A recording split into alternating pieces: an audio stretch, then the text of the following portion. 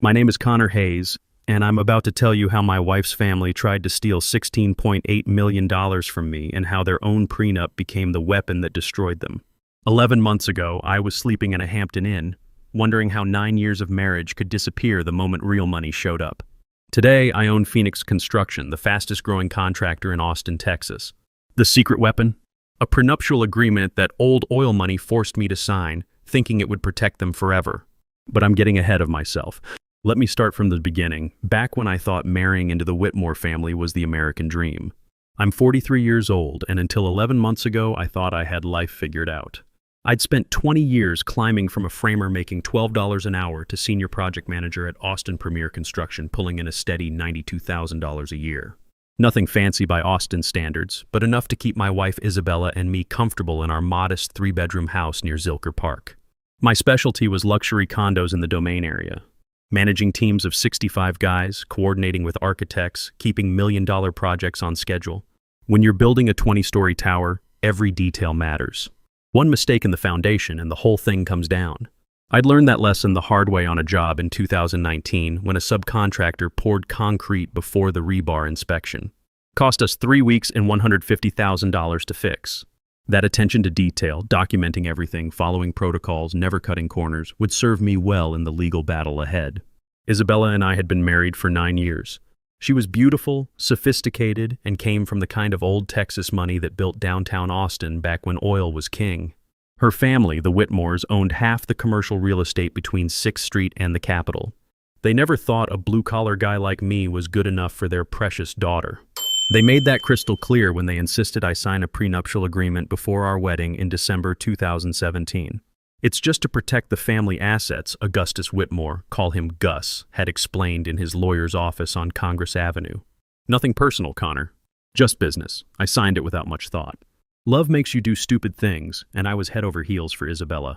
The prenup seemed straightforward. What was theirs stayed theirs, what was mine stayed mine. And anything we acquired together during marriage would be considered community property under Texas law. Simple enough, right? Guys, before I tell you how a construction worker outsmarted Texas oil money, smash that subscribe button. Trust me, you'll want to see how this plays out. The Whitmore family mansion in Westlake Hills was like something out of Dallas. 8,000 square feet of limestone and arrogance, overlooking Lake Austin. Every time we visited for Sunday dinner, I felt like I was applying for a job I'd never get. Gus collected vintage Rolex watches and memberships to clubs that had waiting lists longer than construction permits. His prized piece was a 1953 Submariner worth more than my annual salary. Cordelia, Isabella's mother, organized charity galas for causes she couldn't pronounce but could certainly tax deduct. And Sebastian, Isabella's older brother, had never worked a day in his life but somehow held the title of vice president at Whitmore Properties. For 9 years they tolerated me. Barely. I was the construction guy their daughter married during her rebellious phase. They figured I'd eventually get tired of their world, or she'd get tired of mine.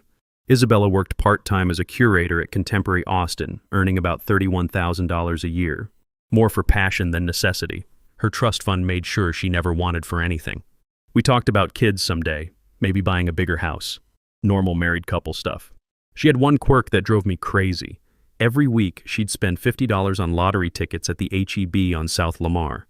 Same numbers every time, family birthdays, anniversaries, the date we met. Someday, she'd always joke, these numbers are going to make us rich. That money came out of our joint account at Austin Credit Union. $50 a week for 9 years. I did the math once, over $23,000 in lottery tickets. I used to tease her about it. Babe, that's a down payment on a lake house, I'd say. Just wait, she'd respond. When we hit it big, you'll thank me. I should have paid more attention to that word, we. November 15th, 2024, a Thursday. I remember because I was reviewing blueprints for a new high-rise in East Austin, 24 stories, $45 million project. When Isabella called at 4:17 p.m., screaming so loud I had to hold the phone away from my ear. Connor! Oh my God, Connor! We won! We actually won! I thought she meant we'd won some art contest at the museum. Maybe a $50 gift card to Whole Foods. Won what, babe? The lottery, the big one. $16.8 million. I drove home in my F-150 so fast I'm lucky APD didn't pull me over. Found Isabella in our kitchen, dancing around with a lottery ticket in her hand, tears streaming down her face, $16.8 million. After federal taxes, Texas doesn't tax lottery winnings, It came to about $11.2 million. I stared at that ticket, bought at 3:42 p.m. according to the timestamp, paid for with our Austin Credit Union debit card ending in 7439. The same account we'd used for every lottery ticket for 9 years. For about 30 minutes, I thought our dreams had come true. Isabella was already on the phone with her parents, shrieking with joy. "Mom, Dad, we did it! We actually did it! We're rich, Connor!" she shouted, throwing her arms around me. "We're actually rich!" That same evening, the entire Whitmore family showed up at our house. Gus, Cordelia, Sebastian, even Isabella's snobbish Aunt Margaret, who usually pretended I didn't exist. They brought champagne, Dom Perignon, $300 a bottle, flowers, the works. But something felt off from the moment they walked in. The way they looked at me had changed. It was subtle at first, sideways glances, conversations that stopped when I entered the room. Isabella seemed different too. Distant, like she was seeing me for the first time and didn't like what she saw. "We need to be smart about this," Gus kept saying, swirling his champagne. "This kind of money requires proper management, financial advisors, legal protection. Family money needs family oversight," Cordelia added, shooting me a look. Over the next 3 days, it got worse. Isabella started having long private phone calls with her family. She'd leave the room when I approached, speaking in hushed tones. When I asked about our plans for the money, maybe pay off the house, start that construction company I'd always dreamed of, she became evasive. "We need to think this through, Connor. My father knows people. We can't just go spending it like we won a church raffle." Our money had become we real quick. And we didn't seem to include me. November 18th, 2024. 3 days after winning, Isabella asked me to come home early from the job site. Said we needed to talk about our future. I walked into our living room and found the entire Whitmore family waiting. Gus in his $3,000 Brioni suit, Cordelia clutching her Hermes bag, Sebastian smirking by the window like he knew a secret I didn't. Isabella looked nervous. That should have been my first red flag.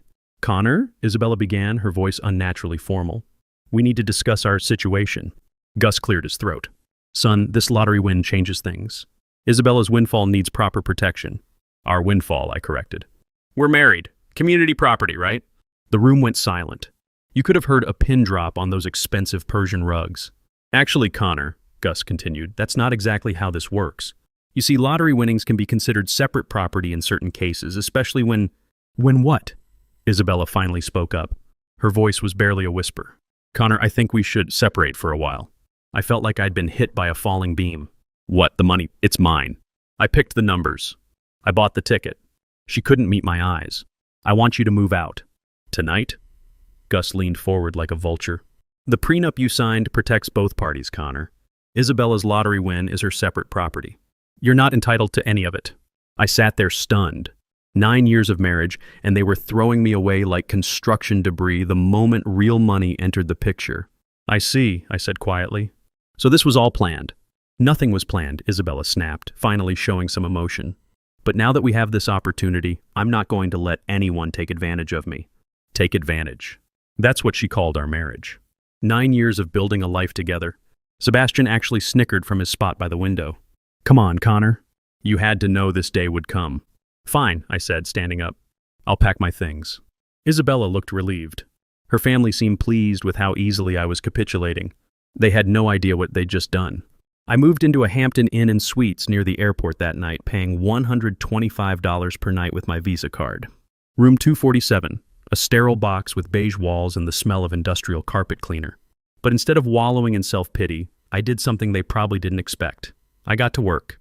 20 years managing construction projects had taught me one thing: documentation beats emotion every time. When a subcontractor claims they weren't supposed to install fireproof drywall, you pull out the specs. When an architect says the foundation measurements are wrong, you show them the survey. Evidence wins arguments, period.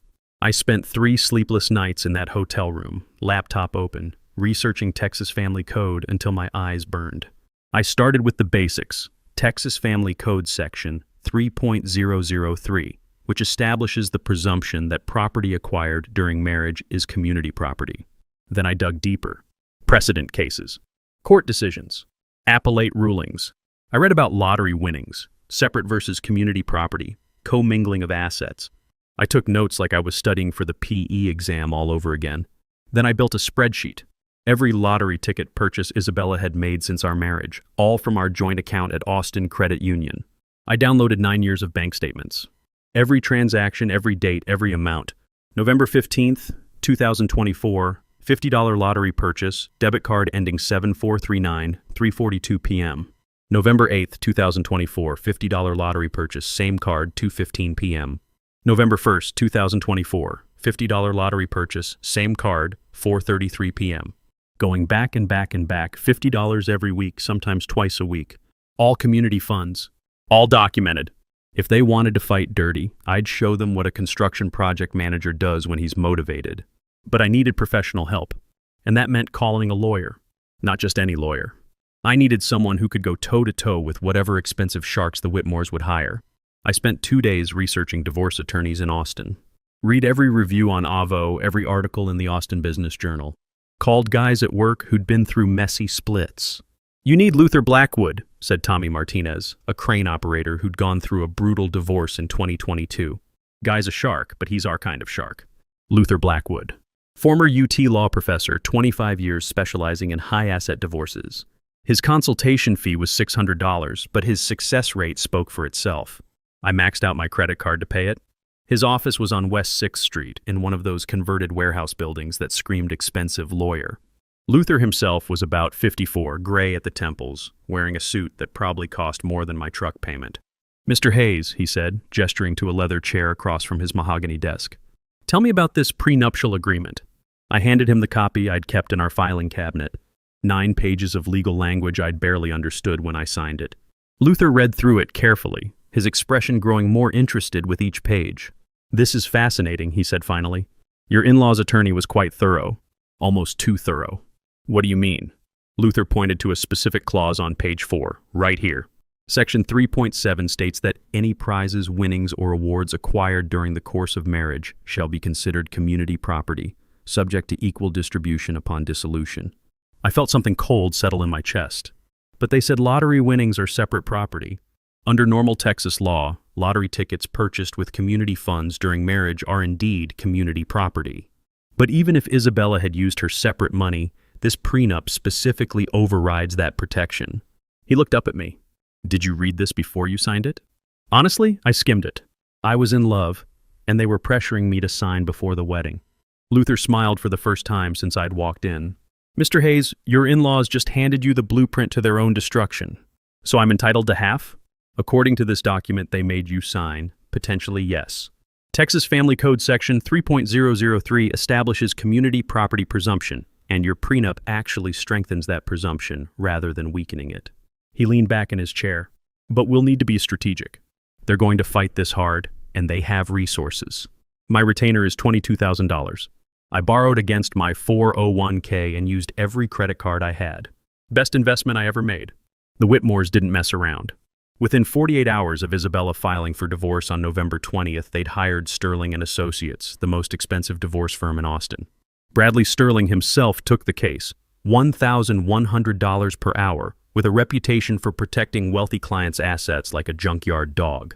Sterling was everything you'd expect from a high-powered attorney. Armani suits, office on the 40th floor of the Frost Bank Tower, a track record of crushing working-class defendants who dared to challenge his wealthy clients. His first move was predictable, threatening letters demanding I vacate any claim to the lottery winnings. Thick manila envelopes arriving at my hotel every few days, filled with legal language designed to intimidate. "Mr. Hayes," one letter read, "your frivolous claims regarding Mrs. Hayes's separate property lottery winnings constitute harassment and bad faith litigation. We demand you cease these baseless assertions immediately or face sanctions." They underestimated me completely. They saw a working-class guy who'd roll over and accept whatever scraps they threw him. They were wrong. Meanwhile, Isabella was living it up and documenting every minute on social media. Instagram posts from her new Tesla Model X, $95,000, purchased November 28th. Designer shopping sprees at Nordstrom and Hermes. A weekend trip to Napa Valley, first-class flights and $500 a night hotels. She put down $850,000 on a luxury condo at the Independent downtown, 2,200 square feet with views of Lady Bird Lake. Posted the realtor photos on Facebook with the caption, "New chapter, new home." Blessed, #lottery, #new beginnings. Her Instagram was a parade of expensive restaurants, luxury shopping trips, and first-class travel. She was spending our money like it was going out of style, and social media was documenting everything. Perfect evidence for community property commingling. Before I tell you about the legal warfare that followed, hit that notification bell. This gets intense. The divorce proceedings began in earnest on December 2nd, 2024. Sterling came out swinging, filing motions to dismiss my claims and painting me as a gold digger trying to exploit a legal loophole. His strategy was simple: bury me in paperwork and bleed me dry with legal fees. Motion to dismiss for lack of standing. Motion to compel arbitration. Motion for summary judgment. Motion for sanctions. Each one required Luther to respond, and each response cost me money. They're following the standard playbook for high-asset divorces, Luther explained during one of our strategy sessions in late December. Make it so expensive for you to continue that you'll take whatever settlement they offer. But Luther was methodical. We subpoenaed bank records showing years of lottery ticket purchases from our joint account. We documented Isabella's spending spree, proving she'd mixed the lottery money with community assets. The discovery phase was brutal. Sterling fought every subpoena, claimed attorney-client privilege on financial documents that clearly weren't privileged, and filed motion after motion to delay and drain my resources. Your legal bills are already at $28,000, Luther warned me during a January meeting. If this goes to trial, we're looking at $45,000 minimum. Sterling charges $1,100 an hour, and he's billing every phone call, every email, every sneeze. I'd invested everything I had in this fight. My 401k was tapped out, my credit cards maxed. I was living on job site lunches and gas station coffee, but I'd rather go broke fighting than live the rest of my life knowing I gave up. Then came the breakthrough that changed everything. Connor, Luther said during a phone call on January 15, 2025, I found something. Sterling made a critical error. What kind of error? In his haste to file preliminary motions in December, he actually acknowledged in court documents that the lottery ticket was purchased during the marriage with community funds. He signed and filed this under penalty of perjury. I felt my heart racing. What does that mean? It means he just destroyed his own case. Sterling's so used to intimidating working-class defendants into settlements, he got sloppy with his paperwork. The filing was right there in black and white, signed by Bradley Sterling himself. The lottery ticket in question was purchased during the marriage with community funds from the parties' joint account. Luther was almost giddy. I've been doing this for 25 years, and I've never seen an attorney hand me their client's case like this. By February, the Whitmores were getting nervous. The settlement offers started coming. February 8th, $800,000. Take it and walk away clean, Gus said during a phone call I'll never forget. That's more money than you'll see in a lifetime of construction work. I'll think about it, I replied, though I'd already made up my mind. February 22nd, $1.5 million. Be reasonable, Connor. That's generational wealth for a working man. March 5th, $2.8 million. Sterling himself called this time. Mr. Hayes, my client, is prepared to make a final offer, $2.8 million. Take it, or we'll bury you in legal fees and appeals that could drag on for years. See you in court, I said and hung up. By early March, they were getting desperate. They hired a private investigator, some ex-cop who charged $150 an hour to follow me around hoping to find dirt. He documented my trips to Home Depot, my lunch at Whataburger, my evening walks around the hotel parking lot. They found nothing. I'd lived a clean life. Next, they tried claiming I'd been emotionally abusive, hoping to reduce my settlement under Texas family code provisions for family violence. Isabella gave a deposition claiming I'd been controlling and manipulative, that I'd isolated her from her family. Problem was, they had no evidence. No police reports, no medical records, no witnesses. Luther demolished their claims with phone records, showing Isabella had made all the major financial decisions during our marriage. Bank statements proved I'd never controlled her access to money.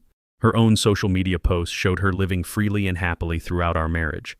Mr. Sterling, Luther said during one heated deposition, are you seriously asking this court to believe that a woman being controlled by her husband would post 847 Instagram photos over 9 years showing her at art galleries, wine tastings, and girls' trips to Costa Rica? 3 days before trial, Isabella showed up at my hotel room. She looked different, tired. The constant partying and legal stress were taking their toll. Connor, please, she begged, standing in my doorway at 9 p.m. We can work this out. I was scared, okay? The money, it overwhelmed me. My family got in my head. Scared of what, Isabella? Sharing our good fortune? I'll give you $4.2 million, she said desperately. More than half, Connor. We can both start fresh. No more lawyers, no more court dates. I looked at this woman I'd loved for 9 years. Really looked at her. The designer clothes, the new highlights, the desperation in her eyes. It was never about the money, Isabella. It was about respect, about honoring the commitment we made to each other. She left crying. I almost felt sorry for her. Almost. March 22nd, 2025. Travis County Family Court, Courtroom 3. Judge Maria Gonzalez presiding. Judge Gonzalez was a 15-year veteran of the family court bench, known for her thorough preparation and no-nonsense approach to high-asset divorces. She'd seen every trick in the book and had little patience for legal gamesmanship. The courthouse was packed. Word had gotten out about the case. Construction worker versus oil money had become a local interest story. News crews from KXAN, Fox 7, and the Austin American-Statesman were stationed outside. Blue-collar David Battle's Texas Goliath was the morning headline. I wore my best suit, a navy blue from Men's Warehouse that I'd bought for our wedding 9 years earlier. Luther had suggested I wear something more expensive, but I wanted to be myself. The irony wasn't lost on me. This was the same suit I'd worn when I promised to love Isabella for richer or poorer. Isabella sat with her family on one side of the courtroom, looking pale and nervous. The entire Whitmore clan was there. Gus in his Brioni suit, Cordelia clutching her Hermes bag, Sebastian checking his Rolex every 5 minutes. Sterling whispered urgently in Isabella's ear, probably preparing her for what was coming. Judge Gonzalez took her seat at exactly 9 a.m. We're here for the matter of Hayes versus Hayes, case number 2025-FAM-000847. Mr. Sterling, your opening statement. Sterling stood confidently, but I noticed his hands shaking slightly. He knew what was coming. Your Honor, this case is about a vindictive husband attempting to steal money he had no part in earning. Mrs. Hayes selected those lottery numbers based on meaningful family dates. She purchased that ticket with her own intuition and hope. She won that prize through her own luck and perseverance. He gestured toward me dismissively. Mr. Hayes is attempting to exploit a technicality in a prenuptial agreement to claim half of winnings that are rightfully Mrs. Hayes's separate property under Texas law. Luther remained seated, taking notes on his yellow legal pad. He looked completely relaxed, like a chess master watching his opponent walk into a trap. Sterling continued for 20 minutes, arguing that lottery winnings were separate property, that the prenup didn't apply to unforeseeable windfalls, and that I was essentially a gold digger exploiting a legal loophole. When he finished, Judge Gonzalez turned to Luther. Mr. Blackwood, your opening statement. Luther stood slowly, like he had all the time in the world. Your Honor, this case is remarkably simple. We have a prenuptial agreement signed by both parties in December 2017 that explicitly states any prizes or winnings acquired during marriage are community property. We have Texas Family Code Section 3.003 that supports this position. And we have documentation proving the lottery ticket was purchased with community funds during the marriage. He paused, looking directly at Sterling. The defendants are asking this court to ignore their own contract because they don't like the outcome. But as Your Honor knows, contracts mean what they say, not what we wish they said after the fact. The evidence phase was devastating for Isabella's side. Luther presented bank records showing years of lottery ticket purchases from our joint Austin Credit Union account. 9 years of $50 weekly purchases, all documented, all from community funds. He showed how Isabella had co-mingled the lottery winnings with community assets instead of keeping them separate. The Tesla purchase on November 28th. The Hermes shopping spree on December 3rd. The condo deposit on December 15th. Your Honor, Luther said, holding up Isabella's Instagram posts. Mrs. Hayes claims she always intended to keep these winnings separate. Yet within 2 weeks of winning, she was mixing lottery funds with community assets and documenting her spending spree on social media. He even had the original receipt from H-E-B on South Lamar, where she bought the winning ticket on November 15th, 2024. Paid for with our joint debit card ending in 7439 at 3:42 p.m. Sterling's cross-examination was weak. He tried to argue that Isabella had intended to keep the winnings separate, but intention doesn't matter when you've already mixed the money. Intention, Your Honor, is irrelevant under Texas law, Luther responded. Actions matter. And Mrs. Hayes' actions clearly demonstrate she treated these winnings as community property. Then came the moment I'd been waiting for. Luther called Sterling's legal strategy into question by reading directly from his own court filings. Mr. Sterling, I'm holding your preliminary motion dated December 3rd, 2024. On page 7, paragraph 3, you stated, and I quote, "The lottery ticket in question was purchased during the marriage with community funds from the parties' joint account." Do you remember writing that? Sterling's face went white. The courtroom was dead silent. That was a misstatement. A misstatement that you signed and filed with this court under penalty of perjury? Yes, but Judge Gonzalez leaned forward. Mr. Sterling, are you telling this court you filed false documents? No, Your Honor. I misspoke in the document. I meant to say the ticket was purchased with Mrs. Hayes's separate, Your Honor, Luther interrupted smoothly. Mr. Sterling's own filings support our position. He's acknowledged under oath that community funds were used to purchase the winning ticket. His client has commingled the winnings with community assets. And the prenup specifically designates such winnings as community property. The Whitmore family looked sick. Gus was sweating through his expensive shirt. Cordelia kept shaking her head in disbelief. Sebastian had stopped checking his Rolex. Isabella took the stand to testify on her own behalf. Sterling had clearly coached her, but she was rattled. Mrs. Hayes, Luther began his cross-examination, you've testified that you always intended to keep any lottery winnings as separate property. Is that correct? Yes. Then why did you deposit the entire $11.2 million into your personal checking account at Bank of America, which you've been using to pay community expenses since 2019? Isabella stammered. I needed somewhere to put it. You have a separate account at Frost Bank, correct? An account your husband has never accessed? Yes, but an account with over $73,000 in it as of November 15th, 2024. Correct? Yes. So you had somewhere to keep the money separate, but you chose not to. Instead, you mixed it with community funds and began spending it freely on luxury items. Correct? Isabella looked at Sterling desperately, but he couldn't help her. I guess so. Luther pulled out her Tesla purchase agreement from Tesla Austin. You bought this car on November 28th, 2024, 13 days after depositing the lottery winnings. Correct? Yes. For $95,000? Yes. Using lottery money? Yes. Did you consult with your husband about this major purchase? We were separated.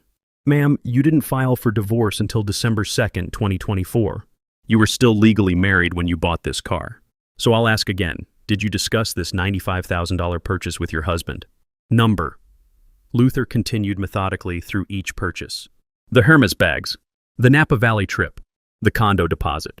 Each time, Isabella had to admit she'd used lottery money without consulting me, despite being legally married. Judge Gonzalez recessed for lunch at 12:30 p.m. In the hallway, Gus Whitmore approached me one final time. Connor, this is madness. We'll appeal whatever decision she makes. This could drag on for years. Cost you everything you have left. That's your choice, Gus. But I've got time and a good lawyer. His face was red with anger. You ungrateful son of a bitch. We welcomed you into our family. No, I said quietly. You tolerated me until you thought you could throw me away. The afternoon session was brief. Judge Gonzalez had made her decision. I've reviewed all evidence and applicable law, she began at 2:15 p.m. The prenuptial agreement signed in December 2017 is clear and unambiguous. Section 3.7 explicitly states that any prizes or winnings acquired during marriage are community property.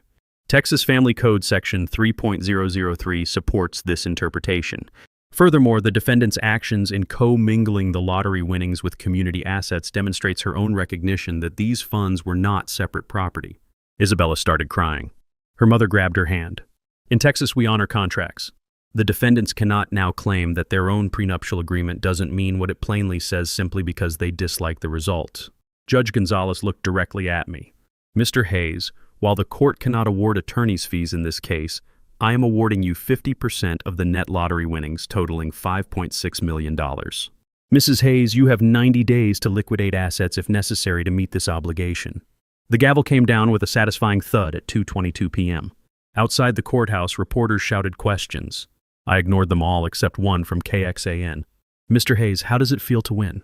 I thought about that for a moment, standing in the Texas sunshine, thinking about the long road that had brought me here. Justice always feels good. 6 months later, in September 2025, I used part of my settlement to buy Austin Premier Construction from my retiring boss. Today, Phoenix Construction employs 41 people and specializes in affordable housing throughout Central Texas. We're building the kind of homes working families can actually afford. Starter homes, duplexes, small subdivisions in communities like Del Valle and Pflugerville. Good, honest construction for good, honest people. Isabella had to sell her Tesla, return the deposit on her downtown condo, and liquidate most of her designer purchases to pay me. The Hermes bags went back to the store. The Napa Valley memories remained expensive Instagram posts. Last I heard, she was working at her father's real estate office in Westlake, earning $38,000 a year and living in a one-bedroom apartment in South Austin. Her social media went quiet after the trial. The Whitmore family never spoke to me again, which was fine by me. They'd shown their true colors when they thought they could throw me away like construction debris. Gus sold 2 of his vintage Rolexes to help pay my settlement. Poetic justice. Sterling and Associates billed them $340,000 in legal fees. Luther's final bill to me was $47,000. Money well spent. Sometimes the best revenge isn't revenge at all. Sometimes it's just letting people face the consequences of their own greed and stupidity. They created the weapon that destroyed them. I just had the dignity to use it. My 1985 F-150 still runs great, by the way. Some things are worth keeping. If you enjoyed this story of blue-collar justice triumphing over old money arrogance, smash that like button and leave a comment telling me what you thought. And if you're not already subscribed to the channel, please subscribe and hit the notification bell to get alerts for new stories like this one. Remember, sometimes the contracts meant to keep you down become the very tools that lift you up. The Whitmores learned that lesson the hard way. What would you have done in my situation? Let me know in the comments below. Thanks for watching, and I'll see you next time.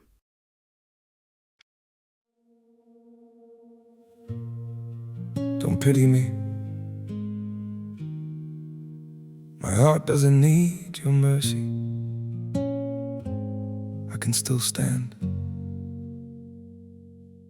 on my own.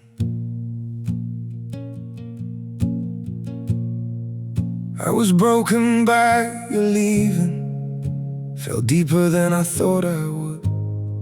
But pain has taught me how to heal now and survive what once I couldn't. You don't have to look back sadly, don't reach out with guilty hands. What you shattered made me stronger. Now I rise where I once collapsed. My heart doesn't need your pity, not another empty sign. I've got enough strength left within me to rebuild this life of mine. My feet are steady through the sorrow. I can stand through all the pain. You don't have to save me, darling. I'll learn to breathe again. I once begged for your affection. Now I've learned my worth in scars. And the man you left in pieces found his own way through the dark. My heart doesn't need your pity, not another empty sign. I've got enough strength left within me to rebuild this life of mine. My feet are steady through the sorrow. I can stand through all the pain. You don't have to save me, darling. I'll learn to breathe again.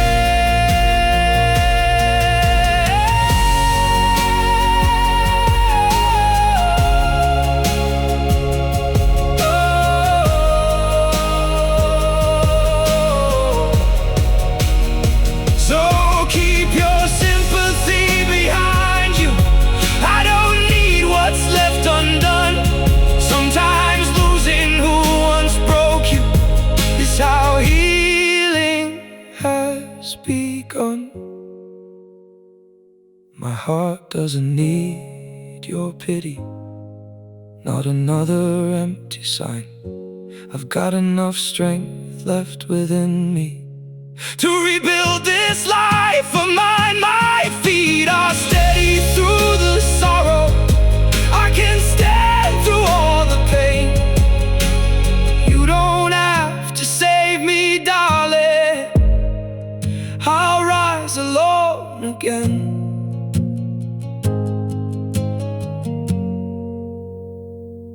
I'll rise alone again.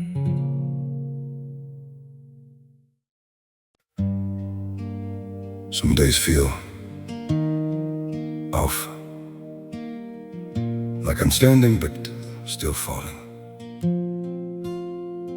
A little pain, a tired, and no one to tell it all to.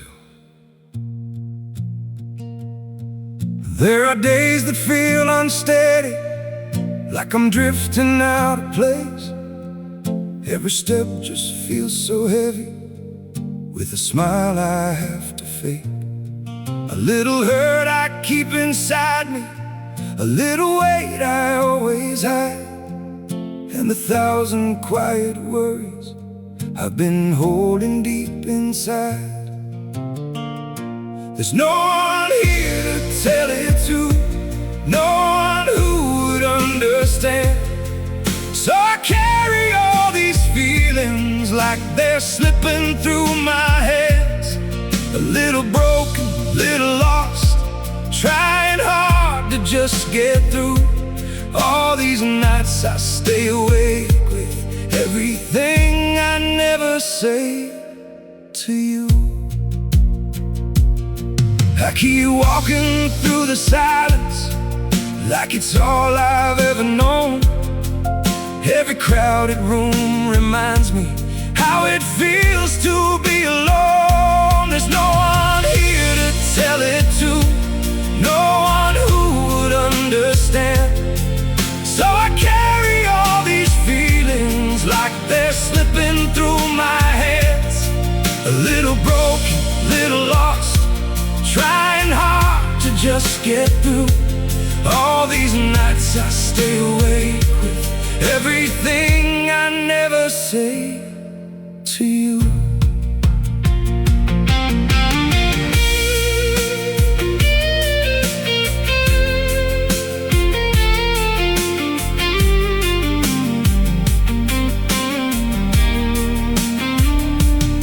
Maybe one day I'll be stronger, maybe I'll learn how to speak, but for now I keep it buried in the parts of me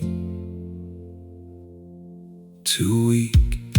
There's no one here to tell it to, no one who would understand. So I carry all these feelings like they're slipping through my hands. A little broken, little lost, trying hard to just get through. All these nights I stay awake with everything I never say to you.